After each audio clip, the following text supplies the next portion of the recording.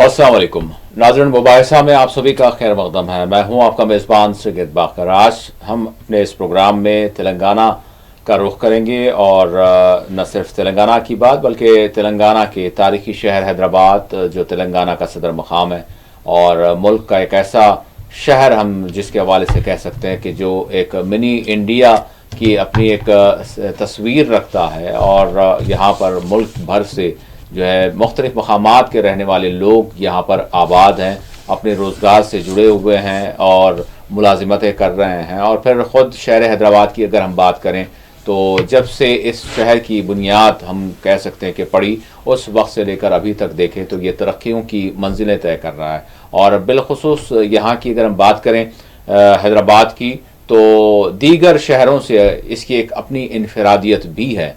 तो आज के इस प्रोग्राम में हम चूँकि पिछले 24 घंटों की बात करें और फिर इसके साथ साथ चाहे वो सियासी मामलात हों जो तेलंगाना भर के हैं और जिस तरह से कांग्रेस सरकार है, बिल्कुल मुख्तसर वक्त हुआ है, अगरचे मुख्तसर वक्त भी जो है निकल चुका है, यानी हम ये कह सकते हैं कि 1 साल सवा साल से ज़ायद का वक्त हो चुका है यहाँ पर कांग्रेस की सरकार बने हुए। लेकिन बहरहाल इन्होंने जो कुछ वादे किए हैं वो वादे कितने तकमील हो रहे हैं और कितनी जो है उसको तरजीह दी जा रही है, इस पर भी आज के इस प्रोग्राम में बात करेंगे। और शहर हैदराबाद में यानी आज होने वाले तामीर व तरक्की के हवाले से इक़दामात और मनसूबाजात के हवाले से थोड़ा सा जायज़ा लेंगे। चाहे वो चरलापल्ली में वज़ीर आज़म नरेंद्र मोदी ने जिस तरह से रेलवे टर्मिनल का उन्होंने वर्चुअल इफ्तिताह अंजाम दिया, उसका भी जायज़ा लेंगे, उसका क्या इफेक्ट होगा, क्या असर होगा।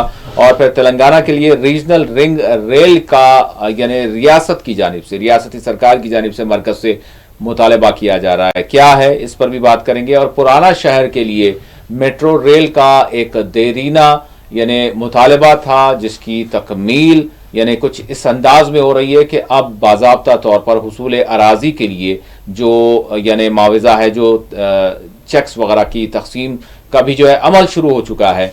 तो इस पर भी हम बात करेंगे कि ये मेट्रो रेल कितना फ़ायदा बख्श होगी बिलखुसूस यानी पुराने शहर के लिए, इस पर हम बात करेंगे। और ज़ू पार्क का आराम घर जो है, जो फ्लाई ओवर की तामीर हुई और फिर इसको जो है जिस तरह से डॉक्टर मनमोहन सिंह जो आंझानी वज़ीर आज़म है इनसे इनके नाम से मौसूम किया गया और जो बात सामने आई है, इस पर भी हम बात करेंगे। और फिर इसके साथ साथ उस्मानिया दवाखाना, एक तारीखी दवाखाना, और न सिर्फ शहर हैदराबाद बल्कि दीगर अजला से भी यानी यहाँ रुख करते हैं, मरीजों को लाया जाता है। बड़ी अहमियत है इस सरकारी अस्पताल की, मरकज़ी अस्पताल है। अब इसको जिस तरह से गोशा महल में जो शिफ्ट किया जा रहा है, उसका संग बुनियाद रखा गया, तो उस पर भी हम नज़र डालेंगे कि ये कितना फ़ायदामंद होगा, या फिर इसके साथ साथ मज़ीद इस हवाले से क्या तहफ़्फ़ुज़ात का इज़हार किया जा रहा है। और फिर इसके साथ साथ मिन जुमला ओवरऑल अगर काबीना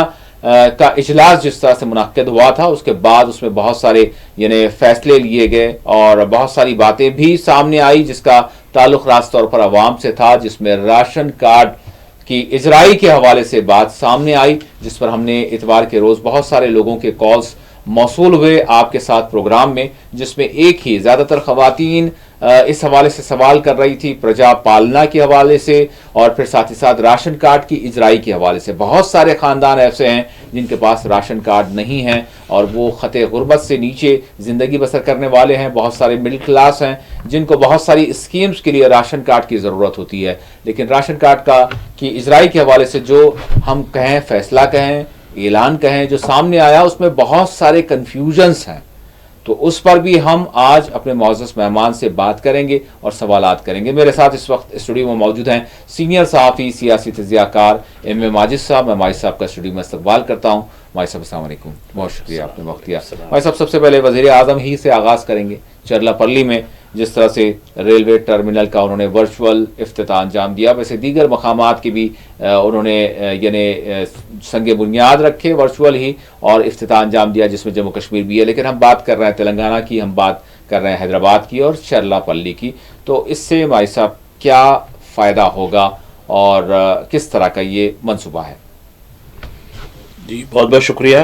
बहुत शुक्रिया। देखिए, हिंदुस्तान एक बहुत वसी मुल्क है, इसको बर्र सग़ीर कहते हैं।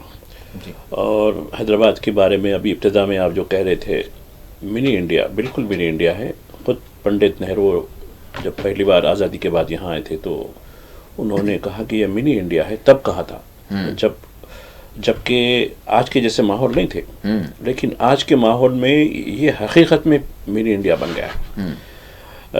मैं जो भी लोगों से इंटरेक्ट करता हूँ शहर में, कि किसी रियासत का कोई आदमी नहीं है, बल्कि नहीं कह सकते आप, यानी जितनी 28 रियासतें, मतलब इसको छोड़कर 27 रियासतें और 8 ज़ेर इंतज़ाम इलाक़ों के लोग, ना सिर्फ ये बल्कि इवन बाहर के बैरूनी मुल्कों के लोग भी यहाँ मुलाजिमत कर रहे हैं। और यहाँ ये यानी हेल्थ टूरिज़म के नाम पर यहाँ अफ्रीका और फार ईस्ट के कंट्रीज़ के लोग आते हैं। और कई ऐसे कॉर्पोरेट दवाखाने में हैं जहाँ मरीज़ों के लिए इंटरप्रेटर को रखा जाता है, जैसा अरबी के लिए कई हॉस्पिटल्स में अरबी इंटरप्रेटर होते हैं। तो ये एक बैनुल अक़वामी हैसियत हो गई। हालांकि हिंदुस्तान में 4 मेट्रोपोलिस है, दिल्ली, कलकत्ता, बॉम्बे, चेन्नई, लेकिन ये चेन्नई से आगे बढ़ चुका है। ठीक है, कैटेगरी अपनी जगह होगी। और एक चीज़ सामने आई थी, मैं आपको याद दिलाऊंगा, 55 या 56 के 1955 में जी ये तजवीज़ हुई थी कि इंडिया का सेकंड कैपिटल इसको बनाया जाए। जी हैदराबाद को जी। ये इसकी हिस्ट्री बता रहा हूँ, क्योंकि यहाँ इतनी चीज़ें और ये सेफ रहता है। क्योंकि दिल्ली में, खैर पहले दौर में ये होता था कि दिल्ली, जैसा कि मोहम्मद बिन तुगलक जो है दौलताबाद में बनाए थे, वो क्या कि हमले होते थे, बल्कि हमले नहीं है, मौसम की शिद्दत, मौसम देखिए आज भी पोल्यूशन की वजह से दिल्ली वाले, आज भी कोहर की वजह से दिल्ली वाले क्या मुसीबत है, आज भी बारिश की वजह से दिल्ली वाले क्या मुसीबत कर रहे हैं।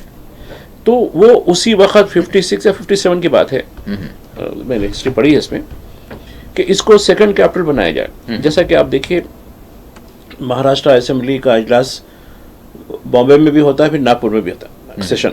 जी इस तरीके से उसको एक सेकंड कैपिटल का जैसा मौका मिलता है, विदर्भ का इलाका है, नागपुर एक रियासत का बता रहा हूँ, इस तरीके से यहाँ भी जो है इसको सेकंड कैपिटल के हैसियत से यहाँ भी कर, और राष्ट्रपति नीलाम इसकी वजह ये, और उसमें ये कहा गया है कि राष्ट्रपति साहब जो भी साहबा जो भी हो, यहाँ क़याम करते हैं, कहीं और जगह क़याम नहीं करते। उनका राष्ट्रपति नीलाम के नाम से कहीं और जगह कोई ऐसा जगह नहीं है जो सिर्फ हैदराबाद में है। तो हैदराबाद की जो डेमोग्राफी है और उसकी जो पॉपुलेशन का जो मामला है, अब आप देखिए every second man is non Hyderabadi means Andhra Telangana से हट कर कह रहा हूँ। जी मैं आंध्रा के, तेलंगाना के जो भी लोग हैं उनको मैं हैदराबादियों के अंदर शुमार करता हूँ, उससे हटकर बात कर रहा हूँ मैं। जी ठीक है, ये भी नहीं करना चाहिए, लेकिन चूंकि एक अरसे से साथ रहे हैं, मुत्तहदा आंध्र प्रदेश हो या फिर तेलंगाना हो, तो उसके लिहाज से अजला से जो आने वाले हैं, तो मैं ये बता रहा हूँ, ये इस पूरे पस मंज़र में असल जो सीट ऑफ पावर क्या थी पहले,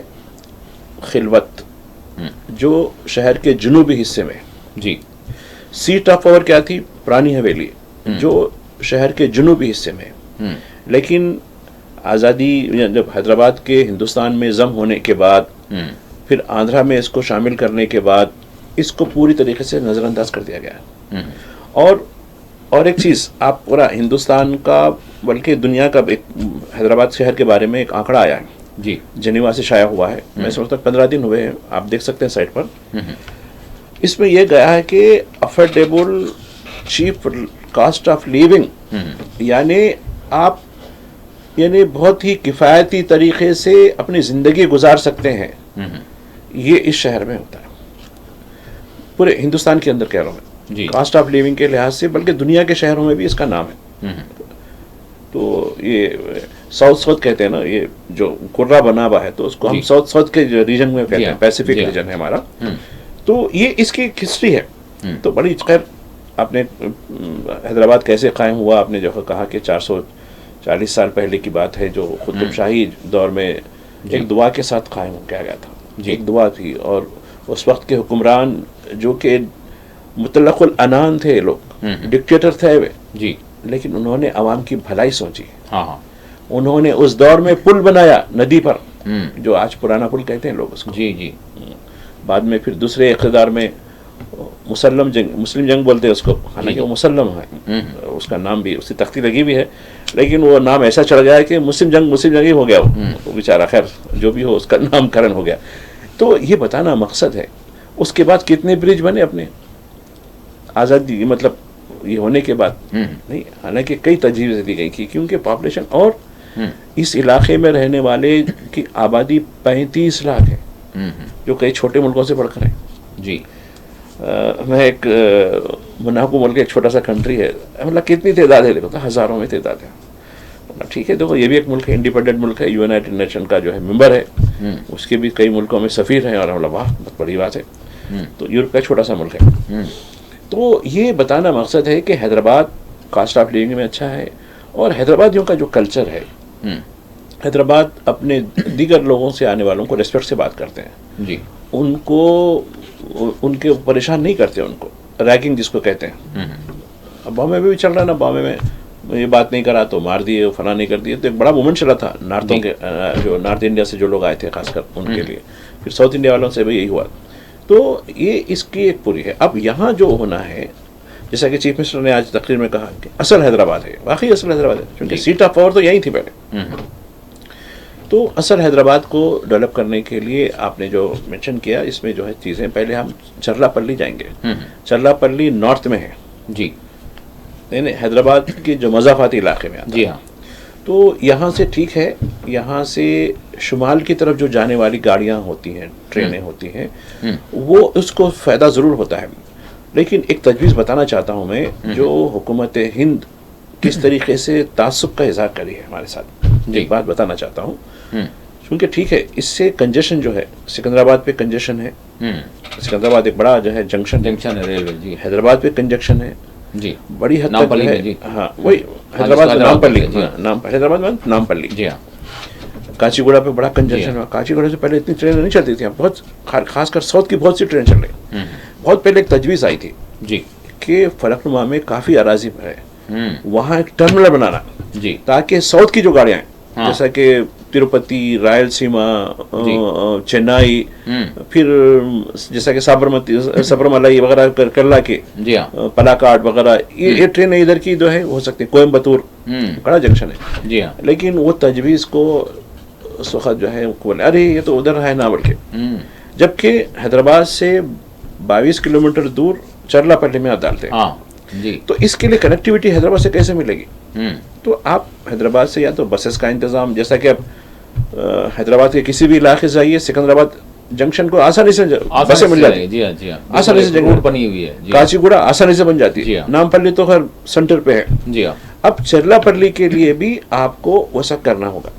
तो ये क्योंकि अब देखिए वो एक अलग डिस्ट्रिक्ट हो जाता, मेडचल पहले रंगारेड्डी में था, उसके बाद जो है कुछ हिस्सा मेदक में था इसका, उसको काट कर जो है मलकाजगिरी और मेडचल के नाम से उसको डिस्ट्रिक्ट बनाया गया जब तेलंगाना की तश्कील के बाद।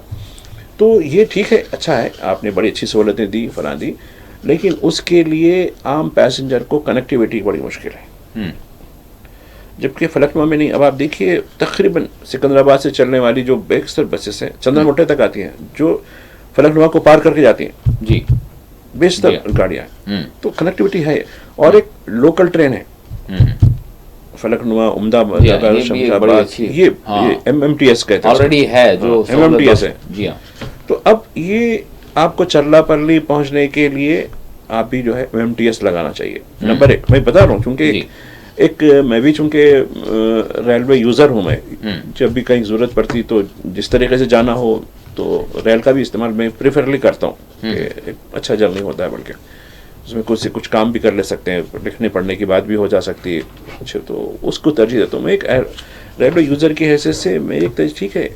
अब आप देखिए बेंगलोर में 3 स्टेशन बना दिए गए, जैसे बेंगलोर एक सेंट्रल नहीं है, बेंगलोर में 2 और स्टेशन, क्योंकि आबादी के लिहाज से जिस तरह से, तो हैदराबाद में भी, चेन्नई में भी ऐसे हुआ है। चेन्नई में MGR के नाम से एक बड़ा स्टेशन सेंट्रल पे है, उसमें और 2 स्टेशन और बढ़ा गए, तो बड़े शहरों के लिए। और बॉम्बे में तो पूछो नको, बॉम्बे में देखिए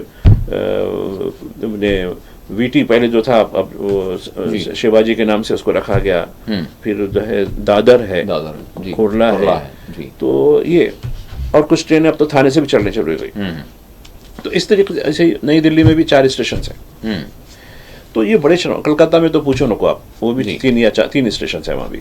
तो ये जो मेन मतलब लोकल ट्रेन से हटके कह रहा हूँ, बॉम्बे में तो लोकल ट्रेन तो आप बॉम्बे सेंट्रल वगैरह ये तो चलती रहती है, दो, क्योंकि वेस्टर्न रेलवे चलती है, वहाँ सेंट्रल रेलवे भी चलती है। 2 रेलवे किसी रियासत में, अगर किसी शहर में अगर 2 डिवीजन की रेलवे चलनी है तो वो बॉम्बे है, जहाँ सेंट्रल रेलवे चलता है, वेस्टर्न रेलवे भी चलता है। तो खैर उनकी अपनी तकसीम है। तो ये बताना मकसद है कि वज़ीर आज़म ने यकीनन किया है, लेकिन एक चीज़ और बताना चाहता हूँ, इन्होंने आम आदमी के लिए ट्रेन के सफ़र को कम कर दिया है जी। वंदे भारत, नमो भारत, फला भारत, एक आम पैसेंजर उतना एफर्ट कर सकता है उस टिकटों के लिए? जो पहले जो हमारी जो एक्सप्रेस गाड़ियां हो या पैसेंजर गाड़ियां हो, पैसेंजर गाड़ियां कम हो गई हैं जी। आप देखिए आज साउथ सेंट्रल रेलवे का मैंने शेड्यूल देखा, नए साल का जो हर साल निकालते हैं लोग, उसमें पैसेंजर गाड़ियां के बजाय और अच्छा जो गाड़ियां एक्सप्रेस गाड़ियां हैं, मैं बता रहा हूँ ये रेलवे इतना कमर्शियल क्यों हो गया। पहले जो है 3 या 4 बोगी, 2 बोगी जनरल के रखते थे जी, उसके बजाय 2 रखने लगे। अब तो कई जो है लॉन्ग डिस्टेंस ट्रेन में एक ही डब्बा रख रहे हैं जनरल का। अरे भाई जनरल इमरजेंसी में कोई जाने वाला होता है, मैं बैठ के चले जाता हूँ जी। हाँ, पहले 2 कोचेस थे, एक कर दिया गया, उसके बजाय AC3 को बढ़ा। ठीक है भाई, AC3 बढ़ाइए आप, हमको कोई एतराज नहीं है, क्योंकि लोग प्रेफर कर रहे हैं जी। लेकिन एक आम आदमी जो इमरजेंसी में जाने वाला आदमी है, उसको आप कहाँ बैठने जगह देंगे? एक कोच में कितने लोग आएंगे? 72 जो है पैसेंजर्स का सीटों का कोच होता है, वो कहाँ जाएगा वो? तो ये इनकी जो है ये हुकूमत गरीबों की बोलती है। आप बता रहा हूँ मैं जी जी। ये सरकार गरीबों की है ही नहीं। ये और एक बात, जो लोग उम्र के होते हैं यानी एजेड लोग होते हैं, उनको कंसेशन दिया था, सीनियर सिटीजन कंसेशन, कोविड के बाद से ख़त्म हो गया। जर्नलिस्टों के लिए कंसेशन ये ख़त्म कर दिया गया, खिलाड़ियों के लिए कंसेशन वो ख़त्म कर दिया गया। ये पूरा, और रेलवे की कोच जो बनाने वाली होती है, फिर अब आप देखिए लखनऊ दिल्ली प्राइवेट कर दी सर्विस पूरी जी। तो ये मैं समझता हूँ कि क्या ये प्राइवेट सर्विस गरीब आवाम का दुख रख सकती है? जबकि मैं ये मानता रहा हूँ कि इंडिया में चीपेस्ट जो है जो ट्रांसपोर्ट है वो रेलवे का है जी। हाँ, हम ब्रेक पर जाएंगे, लेकिन उससे पहले 2 मिनट हमारे पास बाकी हैं, तो मैं चाहूँगा कि ये जो रियासत की जानिब से, रियासती सरकार की जानिब से मुतालबा है, जो तेलंगाना के लिए रीजनल रिंग रेल का जो मामला है, क्या मुतालबा है और इससे क्या फ़ायदा हो सकता है? अब देखिए शहरों के अतराफ, अब आप देखिए ORR है हमारे पास, आउटर रिंग रोड है जी। तो यानी पहले आप ये होता था कि आप यहाँ से गुजरना हो तो शहर से होते गुजरना पड़ता था जी। अभी जैसा कि आप नागपुर से विजयवाड़ा जाना चाह रहे हैं जी, रास्ते में हैदराबाद पड़ता, तो हैदराबाद आने की ज़रूरत नहीं रहती। ये तो ऑटो रिंग रोड का हो गया कि बिल्कुल तरीके से चले जाता। अब रीजनल रिंग रोड, रेडियस यानी रोड रेडियस, यानी ऐसी कि रियासतों को मिलाने वाली, और इसके तहत रेलवे कनेक्शन भी इसको साथ होना, ताकि ये देखिए सबसे ज़्यादा जो ट्रांसपोर्ट, ठीक है मुसाफिरों का अपना हर जगह है, लेकिन सबसे ज़्यादा जो है माल बर्दारी का होता है, कार्गो का होता है, हाईएस्ट जो इवन आमदनी का जरिया भी वही है। इवन रेलवे की आमदनी का जरिया भी ज़्यादातर जो है गुड्स से जरिए होता है, जो सामान की मुंतकली है जी। तो जैसा कि कई एक चीज़ें हैं, मादनियात की मुंतकली, कोयले की मुंतकली और फ्यूल की मुंतकली, ये कई चीज़ों की मुंतकली। और तो ये जो रेडियस है, ये रेडियस, इसके लिए रेल कनेक्टिविटी ज़रूरी है, जो आज चीफ मिनिस्टर ने शायद वज़ीर आज़म को बताया है इसमें जी। वज़ीर आज़म तो खैर वर्चुअली लिंक हुए, लेकिन यहाँ से भी उन्होंने अपनी बात रखी थी। मैं अब पुराना शहर की बात करना चाहूँगा भाई साहब से, और वो है पुराना शहर की बात होती है तो फिर यहाँ पर और रेल खदमात की बात, रेल सर्विसेज की बात, और बिलखुसूस मेट्रो रेल के आगाज़ के वक्त से लेकर अगर अभी तक अगर हम देखें तो जिस तरह से मेट्रो रेल के हवाले से एक मुतालबा रहा, अब उस पर जो पेशरफ्त हो रही है भाई साहब, इस पेशरफ्त को आप किस तरह से देखते हैं? और फिर इसके साथ साथ ये जो मेट्रो रेल का आगाज़ होगा पुराने शहर से, पुराने शहर में, तो इसका जो फ़ायदा होगा वो किस अंदाज में हो सकता है और इतनी ताख़ीर क्यों हुई? जी मैं देखिए, मेट्रो रेल शहरी ट्रांसपोर्ट के लिए एक ज़रूरी चीज़ बन गई है। जी आप सड़क के रास्ते से अगर कहीं जाना चाहते हैं तो हैदराबाद की ट्रैफिक इस हद तक रहती है कि आप उकता जाएंगे। महज एक इलाके से दूसरे इलाके को, एक मिसाल बता रहा हूँ, चार मीनार एक तारीख़ी मुकाम है। चार मीनार से आप गोलकुंडा एक दूसरे तारीख़ी मुकाम को जाएंगे, आपको 45 से 50 मिनट लगेंगे। हालांकि ये 15-20 मिनट का रास्ता हो जाता है, लेकिन ट्रैफिक की वजह से आप नहीं पाते। तो ऐसे में मेट्रो की जो कनेक्टिविटी है आपको कहीं भी पहुंचा देती है। अब आप देखिए, मीरपेट से, एलबी नगर से ये जो कनेक्टिविटी हुई है, उपल वगैरह, ये पंजागुट्टा, ये इलाका, तो और जहाँ आईटी कॉरिडोर है, रायदुर्ग वगैरह, तो यहाँ हर दिन हज़ारों नहीं लाखों लोगों का माइग्रेशन, डेली माइग्रेशन होता है, अप एंड डाउन होता है। कम्यूटर्स जिसको कह सकते हैं, यानी सफ़र करने वाले जी। और कई ऐसे लोग हैं जो अपनी गाड़ियों का इस्तेमाल करते हैं, क्योंकि अब उनको उतनी कनेक्टिविटी नहीं मिल पाती, बसों की कनेक्टिविटी नहीं मिल पाती, बस चूँकि ट्रैफिक में फंसे रहते हैं। तो मेट्रो रेल एक बहुत बड़ा जो है इजी वक्त पे पहुंच जाना और जो है वक्त सेफ हो सकता है इसमें। तो ये कॉन्सेप्ट है। और ये जो शुरू हुआ, वैसे तो 90s के आखिरी दहे में इसका जो है मंसूबा बनाया गया था, लेकिन इस पे जो शुरुआत हुई है 2007 में हुई है, जब मुत्तहिदा आंध्र प्रदेश में वाई एस राजशेखर रेड्डी इसके जो है चीफ मिनिस्टर थे। ये काम हुआ और ओरिजिनल जो काम था, ओरिजिनल जो प्रोजेक्ट था, उसमें ये हैदराबाद का जुनूबी इलाका फलकनुमा तक शामिल था। लेकिन कई एक वजूहात आई, राजशेखर रेड्डी अचानक उनका जो है हादसे में इंतकाल हो गया। उसके बाद से मुत्तहिदा आंध्र प्रदेश में सियासी उथल पुथल चलती रही है जी। चीफ मिनिस्टर बदलते रहे और उसके दौरान में तेलंगाना तहरीक उरूज पर आ गई। ये हो गया। फिर तेलंगाना बनने के बाद मुझे याद है 2018 का इलेक्शन कवर कर रहा था मैं। उससे पहले बीआरएस की जो हुकूमत है, जो पहले टीआरएस बोली जाती है, उसने लोगों को धोखा देने के लिए एक मॉक जो है काम किया, सर्वे वगैरह ये वो करके। उस वक्त अकबरुद्दीन ओवैसी भी साथ में थे, उस एनवीएस रेड्डी अब जो इस वक्त हैदराबाद मेट्रो रेल के एमडी हैं, तब भी साथ में थे। उनको तक धोखा दिया गया।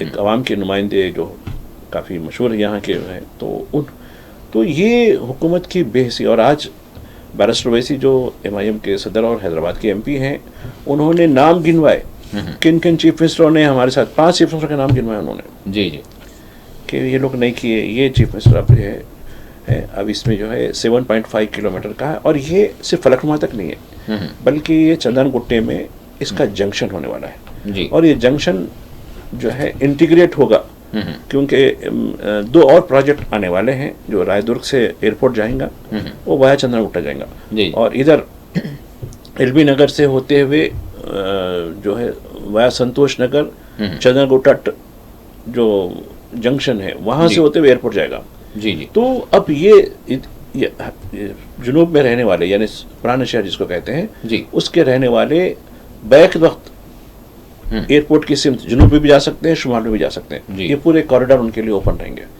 इससे ये होगा कि शहर की ट्रैफिक बड़े हद तक जो है आसान सफ़र मिल जाएगा, ट्रैफिक में जो है दबाव कम होगा। और आपको हैदराबाद की जो आबादी इस वक्त है 1 करोड़ 10 लाख के करीब, उससे बढ़कर है। क्योंकि अभी हम ये जमा कर रहे थे कुछ स्टैटिस्टिक्स कि हर दिन सैकड़ों लोग मुस्तकिल रहने के लिए आ रहे हैं, सैकड़ों लोग मुस्तकिल रहने के लिए आ रहे हैं। और वैसे भी एवरी डे कई हज़ार लोगों की आमद होती है। फिर कुछ लोग वापस भी जाते हैं जो देखने करने, सयाहत के लिए या दीगर बिजनेस के लिए आते हैं। तो इसमें गाड़ियाँ कितनी होनी चाहिए? 1 करोड़ 10 लाख की पॉपुलेशन में गाड़ियाँ कितनी होनी चाहिए? हमारे पास जो आरटीआई के रजिस्ट्रेशन है उसमें 47 लाख गाड़ियाँ हैं। तो मैंने पूछा भाई इतनी सारी गाड़ियाँ तो फिर क्या होगा? उन्हें बोला अगर इन गाड़ियों का 50% भी रोड पे आ जाए शहर पूरा जाम हो जाता है। बोला फिर क्या है? सिर्फ 20 से 22% रोड पे आते हैं।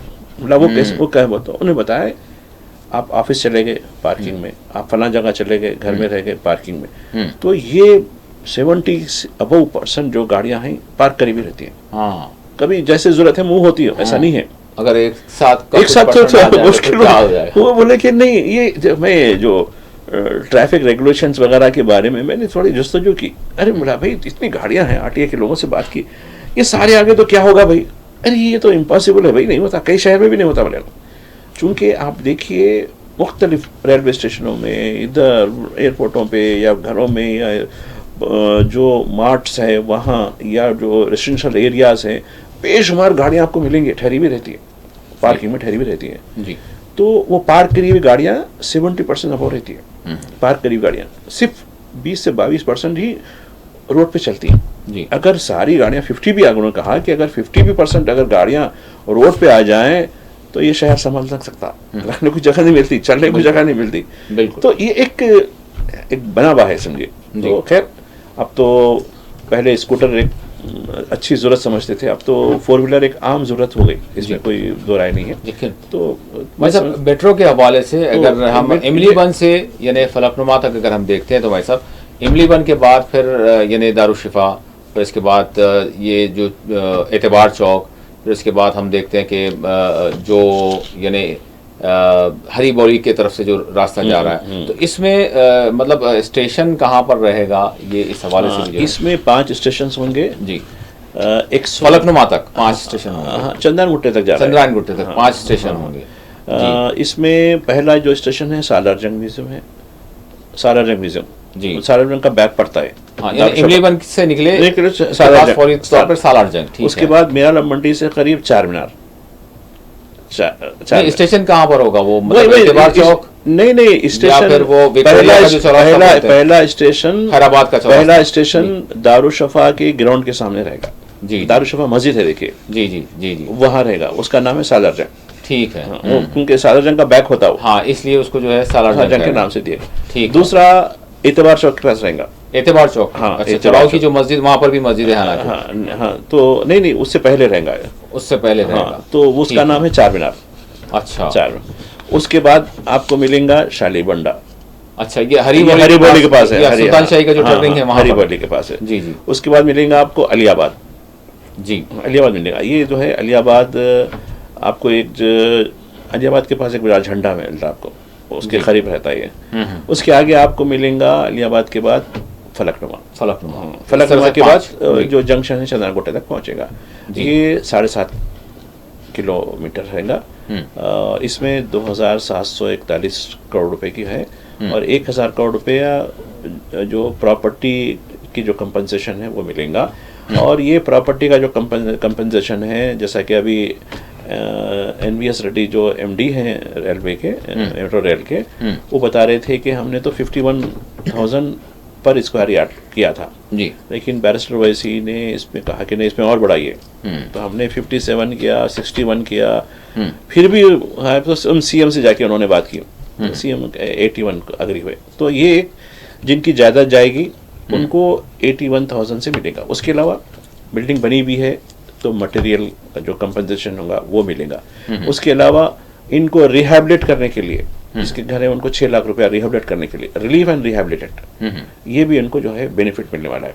फिर एक जैसे और एक बात ये हुई कि जो जिनके कारोबार नुकसान होंगे, जो चले जाएंगे दुकानें वगैरह, तो चूंकि ये 5 स्टेशन आ रहे हैं, स्टेशनों पे आपकी दुकानें रहेंगी, ऑफिस जो भी रहेंगे, तो इनको तरजीह देने की भी बात वैसे नहीं रखी है, हाँ इनको रखिए। तो ये एक चीज़ अच्छी हुई।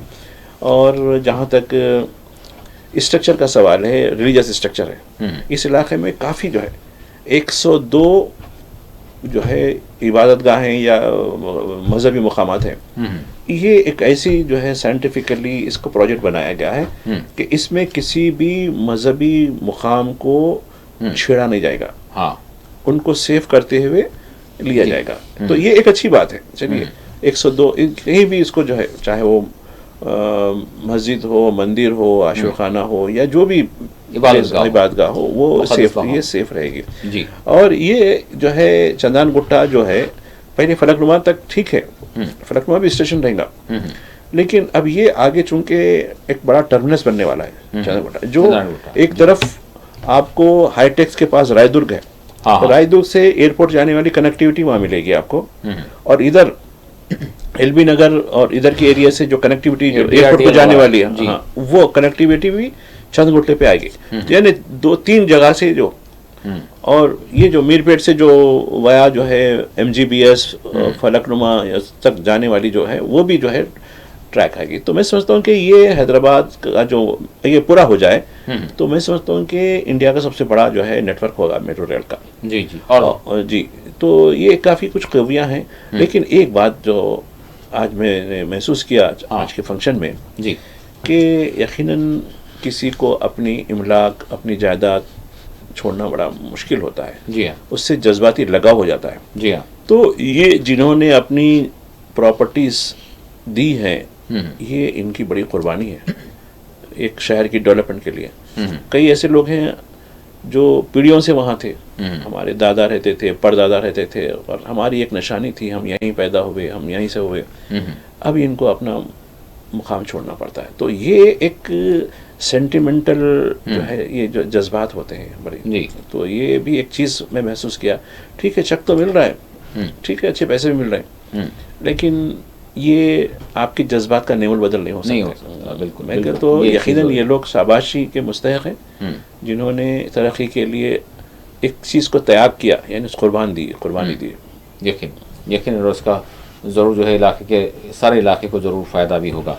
भाई साहब, उस्मानिया दवाखाने के हवाले से मैं जानना चाहूँगा, क्योंकि उस्मानिया दवाखाना एक मरकज़ी सरकारी हस्पताल है और मतलब आज का नहीं है, बल्कि उस वक्त ही हम कहेंगे कि क़ायम किया गया जिस वक्त दीगर तामीरी काम हुए, जिसका आज तक भी हम इस्तेमाल कर रहे हैं, चाहे वो ब्रिज हो, चाहे वो अस्पताल हो। इसको गोशा महल में जिस तरह से मुंतकिल किया गया। मैं बताना चाहता हूँ, 60s में जब मैं बहुत छोटा था जी, मुझे तजुर्बा हुआ उस्मानिया दवाखाने का भी, और जो है दीगर दवाखानों का भी जो उस दौर में चला करते थे। तो जैसा कि फीवर हॉस्पिटल है, तो वो उसमें भी मैंने देखा किस तरह है। तो यहाँ बाकायदा तौर पर मरीज़ों को और उनके अटेंडेंट को बहुत अच्छा ट्रीट किया जाता था, उनको खाना दिया जाता था, उनके लिए दूध डबर हर चीज़ की सहूलत मेवे दिए जाते थे, और बहुत ही बेहतरीन निज़ाम था। न सिर्फ ये मुत्तहदा आंध्र प्रदेश, बल्कि यहाँ आने वाले महाराष्ट्र, कर्नाटका, उड़ीसा और तमिलनाडु से मरीज़ यहाँ के इलाज कराते थे, और फ्री ऑफ कास्ट। और गुर्दे की पेवनकारी, मैं समझता हूँ कि 35-27 साल हो गए, क्योंकि वो जो साहब हैं वो हमारे कहीं दूर के रिश्तेदार भी निकले वो। तो वो पहली पेवनकारी किसी हॉस्पिटल में सरकारी, जब तो कारपेट का कॉन्सेप्ट भी नहीं था, 27-28 साल पहले की बात कह रहा हूँ मैं जी, यहाँ हुई थी। और कई एक बहुत बड़े जो है ये था, लेकिन हुकूमत की अदम तवज्जो। मुझे याद है 2015 में जब BRS बने तो उन्होंने 100 करोड़ रुपए बजट में रखे थे, इसको डेवलपमेंट करेंगे, इसको रिनोवेट करेंगे, फला है। 100 रुपया नहीं दी सरकार, उसने कहा कि नहीं ये बिल्डिंग को गिरा देंगे, बल्कि तनाज़ा पैदा कर दिया था। कहा कि नहीं बाजू बहुत बड़ी जगह है वहाँ बना देंगे। बल्कि यहाँ आज भी आप जाके देखें, आवारा कुत्ते, बंदर, घूस, चूहे, और लोग तो हर किस्म के, तो उससे लोग, हालांकि इलाज बहुत अच्छा होता है। आप मैं कई मेरे अच्छे मोजिज़ लोग भी जो कारपोरेट हॉस्पिटल में एफर्ट कर सकते हैं, उन्होंने भी अपने तजुर्बे बयान किए। हाल ही में हमारे एक बहुत ही ख़ास दोस्त, वो दिल के ऑपरेशन के घर वालों का था, कहा कि नहीं वहाँ इलाज करा रहा हूँ। ठीक है, थोड़ी बहुत ऐसी चीज़ रहती, लेकिन मुफ्त में और यानी फ्री ऑफ कास्ट, और ये चीज़ें बड़ी क्वालिटी वाली इलाज होती है। तो वो जो इसकी जो विरासत थी, एक अजीम विरासत, इसको करने के लिए अब कहा कि नहीं गोशा महल में आपको याद होगा, गोशा महल पुलिस का स्टेडियम भी है। इसके अलावा काफ़ी बड़ी ज़मीन है। मुझे याद है वहाँ सर्कस हुआ करती थी। अक्सर हम जो है सर्कस देखने के लिए बचपन के अंदर, बड़े होश आने के बाद भी गए थे हम, अब वो ख़त्म कर दिया। तो वो इलाका बड़ा अच्छा, तो ये मरकज़ी इलाका भी है, और ये चीज़ मैं समझता हूँ कि नए शहर पुराने शहर को भी जोड़ता है ये। तो ये अच्छा इलाका है। तो मैं समझता हूँ कि यहाँ अब शायद 4-5 नेक्स्ट वीक जो है वो फाउंडेशन रखने वाले हैं, तो ये एक अच्छी बात है। लेकिन इमारत बनाने से ज़्यादा आपको वहाँ का हुस्न इंतज़ाम होना ज़रूरी है। एग्जैक्टली, उस जो है तवज्जो की ज़रूरत है। भाई साहब, आखिरी सवाल वो है यानी काबीना का इजलास हुआ तेलंगाना का, और फिर इसमें बहुत सारे उमूर पर जो है गुफ्तगू की गई, और सबसे अहम लोगों के लिए वो राशन कार्ड्स के हवाले से मामला सामने आया, और 26 जनवरी की बात की गई। और हमने भी जिस तरह से इतवार का जो गुज़श्ता उसका प्रोग्राम था, बहुत सारे लोगों के कॉल्स भी मौसूल हुए। अब इसमें कन्फ्यूजन ये है कि अब बात ये आ रही है कि तकरीबन 1 लाख दरख्वास्तें पहले ही से राशन के कार्ड्स के लिए सरकार के पास मौजूद हैं, ठीक है। अब उसके बाद अब 26 जनवरी को इजराई होगी, या फिर अभी जो दरख्वास्तें ली जाएंगी, या कितना इजाफा किया जाएगा, क्या मामला है? मतलब लोगों की जानिब से बहुत सारे सवालात हो रहे हैं। इजराई अमल में लाई जाएगी या दरख्वास्तें ली जा रही हैं, क्या हो रहा है? यकीनन आपने जो बात कही कन्फ्यूजन है। यकीनन सरकार का जहाँ तक जो भी, चूँकि हम सरकार को जो देखते हैं उनके जो ऑर्डर्स आते हैं, जीओ जिसको कहते हैं, उसकी बुनियाद पर या उनके जो एलामी आते हैं उसकी बुनियाद पर हम जांच करते हैं जी। ज़बानी खर्च तो हमारे लिए भी ये सियासतदान करते रहते हैं। उन्होंने कहा कि इसकी जो है चीफ सेक्रेटरी की दस्तखत से अगर या प्रिंसिपल सेक्रेटरी की दस्तखत से जो बात आती है उसी को हम लोगों के सामने यानी वसूख के साथ कह सकते हैं कि हाँ ये ठीक है। तो अब रही बात काबीना के इजलास की, आपने जो बात कही है कि 26 जनवरी से कार्डों की इजराई कहेंगे, हाँ ये हो रहा है, ये कहा गया जी हाँ, कि कार्ड जारी कर दिए जाएंगे, हाँ रिलीज हो जाएंगे कार्ड्स, जी हाँ। तो मैं आज देख रहा था सिविल सप्लाई के उसमें कि भाई तो कहा कि नहीं हम ऐलान करेंगे, ऐसे करेंगे कि 15 जनवरी संक्रांति के बाद, हाँ जी हाँ, एप्लीकेशन लेंगे जी, वो भी ऑफलाइन लेंगे। तो इसमें क्या करेंगे, एप्लीकेशनों में चीज़ें रहेंगी, पहले से कार्ड है नहीं है, तो पहले कार्ड है तो कितने नाम जो है आप इसमें हैं डिलीट करना है, ऐड करना है, या फिर फैमिली स्प्लिट हुई तो फिर उसको दूसरा एप्लीकेशन उसमें कैसा देना है। तो क्या देखिए, यानी संक्रांति के बाद से मुराद ये कि 14 के बाद, 15 के बाद, तो वे कहाँ लेंगे वो दरख्वास्त? सुनिए आप, तो ये अभी ये तजवीज़ है, आज ही कई अखबारों में, रीजनल अखबारों में भी आया है कि सिविल सप्लाई वाले ये कर रहे हैं। आप ठीक है 15 से अगर दरखास्तें भी लेंगे आप, तो ये बताइए कि 26 से आपको 10 दिन का टाइम रहता खाली। 10 दिन में आप वेरिफिकेशन कर सकते हैं, 10 दिन में आप नए कार्ड बना के सकते हैं। और ये बात भी क्लियर नहीं है कि ये क्या, इससे पहले जैसे कि डायनामिक कार्ड बल्कि बताया गया था, यानी डिजिटल कार्ड, उसमें सब चीज़ें रहेंगी। और एक चीज़ है, एक बताना चाहता हूँ मैं, कल भी आपसे बात किया था मैं कि गरीब के लिए बिलो पॉवर्टी लाइन ठीक है, मामला ठीक है ये मामला, लेकिन मिडिल क्लास के लिए क्या है भाई, वो भी हैंड टू माउथ रहता है उन्हें भी जी। कई ऐसे लोग हैं अपने, उनको जो है समाज में शर्मिंदगी का सामना करना पड़ता है, और उनके लिए क्या है। अब आप देखिए कार्ड को आप एक जो है एक लाइसेंस बना दिए, ये हर स्कीम के लिए, हर फायदे के लिए, ये है कोई भी चीज़ के लिए, तो ये बेंचमार्क नहीं हो सकता है। इसके लिए कहीं ना कहीं फ्लेक्सिबिलिटी करनी चाहिए। तो और आप इजलत में काम देखिए, पहले 1 साल हो चुका, आपने गारंटी दी थी, 6 गारंटियों में भी ये भी था। तो इजलत अब देखिए, इसके लिए कोई कमेटी और आल पार्टी मीटिंग बुलाना इसके लिए, और दीगर को भी देखिए, ठीक है एक जामे मंसूबा बनाना जैसा कि आज वो ब्रिज का इफ्तिताह था ना मनमोहन सिंह के नाम से रखे, तो जी हाँ, उसमें उन्होंने मंडलिस के लोगों के साथ मिलकर काम करने के ऐलान किया, ठीक है वो कहा। लेकिन एक बात बड़ी अच्छी की उन्होंने, कहा कि देखो भाई कि इंतखाबात के ख़त्म जो भी है कर लेंगे, इंतखाबात ख़त्म होने के बाद मिलकर काम करना है। तो मिलकर काम कहाँ से हो रहा है? बीआरएस पार्टी, खैर गलत है बस अभी तरीका बीआरएस पार्टी का भी जो है एक अपोजिशन के रूल के हैसियत से, ठीक है आपके ऊपर जो करप्शन चार्ज ऐसे फरा है या इंतकामी कार्रवाई है तो आप उसका सामना करने के लिए आप अहल हैं जी। लेकिन उसके होते हुए दीगर इसको पॉलिटिकल इशू, जैसा कि किसानों के मसले हैं, वो पॉलिटिकल जो चीज़ें पॉलिटिकल इशू बन जा रही, इसको उसकी मेरिट के लिहाज से काम करना, ठीक है भाई सरकार के जो अच्छे इक़दाम हैं हम उसकी भी तायद करेंगे, उसका भी साथ देंगे, हमारी भी सलाहें लीजिए, ये होना चाहिए मौक़िफ़ था। लेकिन 10 साल तक हुकूमत करने के बाद उनमें वही ऐसा दिखता है कि अपोजिशन का रोल कैसा निभाना, या तो ट्रेनिंग लीजिए अपोजिशन निभाना कैसा होता, ओरिएंटेशन लीजिए कुछ। तो मैं समझता हूँ कि हमें जो है एक अच्छे अपोजिशन की ज़रूरत है। अब देखिए मजलिस का मौक़िफ़, यकीनन कल तक ये लोग बीआरएस पार्टी के साथ बराबर रहे, काम निकाल ले, और आज जो है मैं देख रहा था, तकरीर सुन रहा था अकबरुद्दीन ओवैसी की और बैरिस्टर ओवैसी की भी, कि जो नया ब्रिज फ्लाईओवर जो बना है जी, ज़ुबाक से हराम का, तो इसमें मैंने देखा कि ठीक है हुकूमत ऑफ द डे के साथ आप एक सलाह दीजिए। उन्होंने कहा कि नहीं, आपकी जो सलाहें हैं मैं पूरे ऑफिसरों को, पूरे डिपार्टमेंट वालों को बिठाता हूँ उनके साथ, और ये भी वादा किया कि फंड कोई मसला नहीं रहेगा, उसके लिए मैं कुछ भी कर सकता हूँ। बड़ी बात है, ठीक है भाई, इनसे ही काम लेना है, 5 साल तो इनके साथ ही काम ही लेने का है। अब क्यों टकराव की जो सियासत है, ठीक है टकराव करना चाहिए, जहाँ उसूलों का सौदा होता है वहाँ बराबर टकराव करना चाहिए, इसमें कम नहीं, लेकिन जहाँ आवाम की बहबूद का जो मामला होता है उसमें तो बराबर मिलकर काम करने चाहिए। तो भाई साहब, राशन कार्ड वालों को आप क्या कहेंगे इस हवाले से, मतलब जो इंतजार में हैं वो क्या करें अभी, मतलब जिनको अभी बना, जिन्होंने दरख्वास्त दे दी है, बहुत सारों के पास मतलब उनके पास उसका एक्नॉलेजमेंट भी नहीं है, उसकी कोई दादो फरियाद भी नहीं है, तो अब वो किसका मंजूर हो गया है, किसका मंजूर नहीं हुआ है, किसको जारी होगा, किसको नहीं होगा, कब से होगा, क्या मरहलावार होगा, और मतलब ये सारी चीज़ें शायद जो कॉर्पोरेटर्स हैं उनके लिए भी जो है तवज्जो देने चाहिए। नहीं, देखिए इस पे जो तुक है, हमें 2 मिनट है भाई साहब। नहीं, हमें हुकूमत की जो डिपार्टमेंट है सिविल सप्लाई के, उसके नोटिफिकेशन का इंतज़ार है।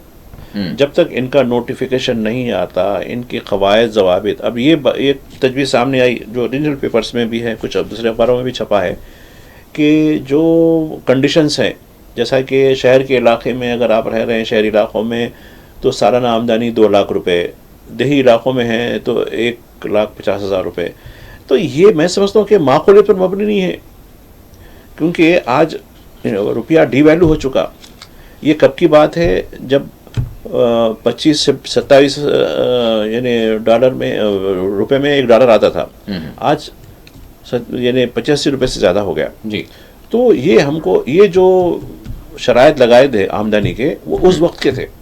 तो मैं समझता हूँ कि उसके लिहाज से हमें इस बारे में सोचने की ज़रूरत है, और मैं समझता हूँ कि सिविल सप्लाई का डिपार्टमेंट और खुद हुकूमत, क्योंकि उत्तम कुमार रेड्डी एक तजुर्बेकार आदमी है, पहले भी मिनिस्टर थे वो, तो चूँकि उसके ज़िम्मेदार भी हैं, तो मैं समझता हूँ कि वो कहीं ना कहीं एक ऐसा रास्ता निकाले जिससे तमाम मुस्तहिकीन जो हैं उनको ज़रूर इसका फ़ायदा पहुँचे। बहुत बहुत शुक्रिया भाई साहब, आपने वक्त दिया। बहरहाल देखना यही होगा कि बिलखुसूस ये जो राशन कार्ड्स का मामला है हैदराबाद और तेलंगाना की अगर हम बात करें, तो यकीनन ये हर स्कीम के लिए, हर यानी कोई भी स्कॉलरशिप की बात हो या फिर हुकूमत की जानिब से जो मुराद मिलती हैं, सारी चीज़ों के लिए एक गेटवे का जो है ये काम करता है, और इसको लाजिम व मलजूम रखा गया है। इवन अगर हम सरकार की भी बात करें, इस मौजूदा सरकार की, कांग्रेस की, तो इन्होंने जिस तरह से जो वादे किए हैं और जिसकी तकमील की बात की गई है, उसमें भी मुख्तलिफ स्कीम्स के लिए राशन कार्ड को जो है लाजिम रखा गया है। तो अगर वही लोगों के पास नहीं होगा तो फिर वो फ़ायदा कैसे हासिल करेंगे और किस तरह से आप वादे कर रहे हैं। तो सबसे पहले इसके लिए जो है पेशरफ्त होनी चाहिए, और इसके लिए एक जामे मनसूबा बनाकर लोगों को सहूलत बख्श अंदाज में जो उनका मुतालबा है राशन कार्ड्स की फराहमी के हवाले से, जो मुस्तहक हैं उनको जो है जारी किया जाना चाहिए। इसके लिए अमल जल्द से जल्द यानी शुरू करना चाहिए, और जो भी दरख्वास्तें लेंगे तो उसके लिए भी एक जामे मनसूबा और एक तरीक़ेकार लोगों को बताना चाहिए, ताकि ये जो देरीना मुतालबा है और मसला है इसका हल किया जा सके। बहुत बहुत शुक्रिया भाई साहब, आपने वक्त दिया। नाज़रीन, इसी के साथ खुसूसी प्रोग्राम मुबाहिसा अपने अख्ताम को पहुँचता है। अल्लाह हाफिज़।